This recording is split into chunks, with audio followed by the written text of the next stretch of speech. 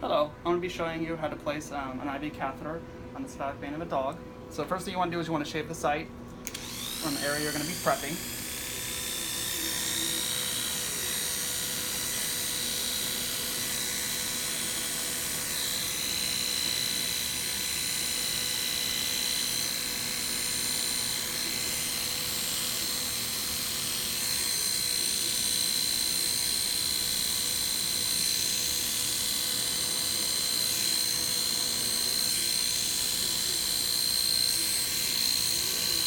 You want to make sure you get all the hair out of the way because you don't want it in your catheter site. You want it to be completely hair free.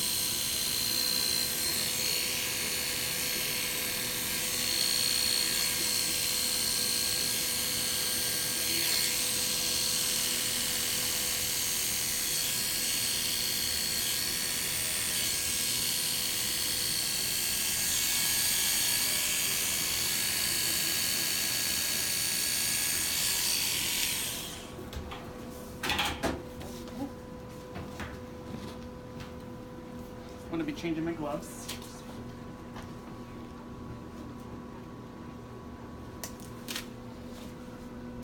The next part's really important. It's about keeping this aseptically clean, and you're going to use chlorhexidine 4% and alcohol.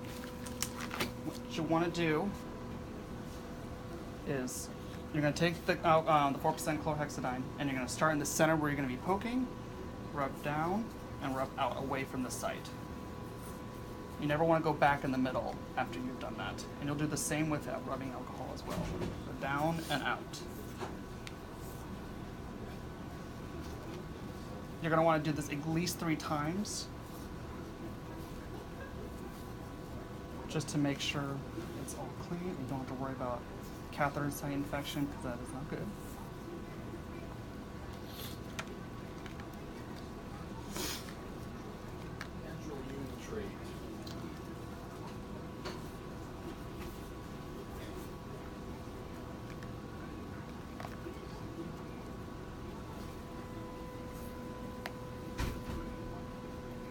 One more time just to make thorough.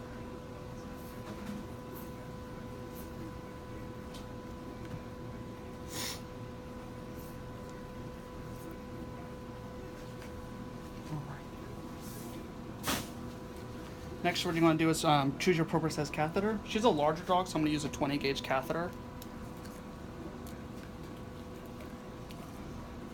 You're going to want to prepare your catheter. Make sure you keep it all sterile. So I put the cat back in there so it remains sterile.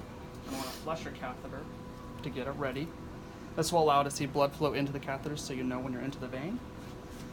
You're going to have someone hold off for you, and you're going to palpate for the vein, which is right here. I'm going to support it with my thumb. Insert, and wait for a flash.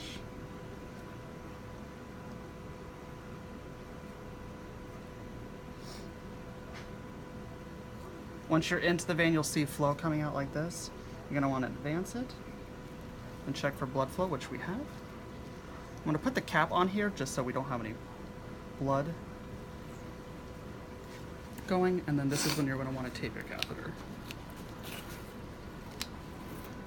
Everyone has their own way of taping it, as long as you just make sure it's in there securely. That's the most important thing.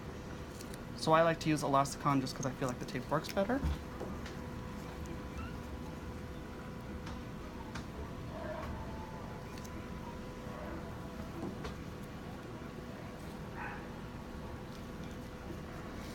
And then next, what you're going to want to do is prepare your T-port. This is what you're going to run IV fluids through, medications, anything like that. So this will also need to be flushed and prepared.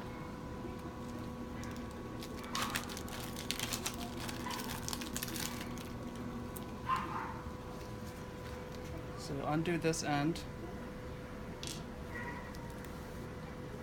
flush it.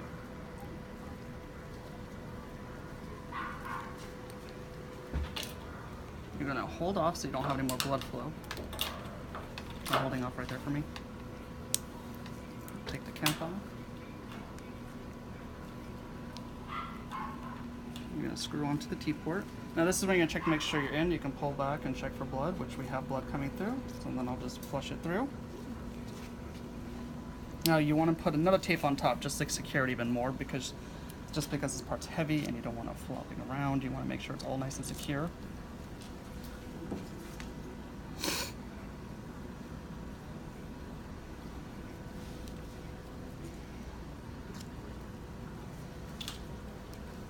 Now what I do after this is, for me, it's just something I prefer, is I tape this T-port down, so I'll put another white tape on top of it.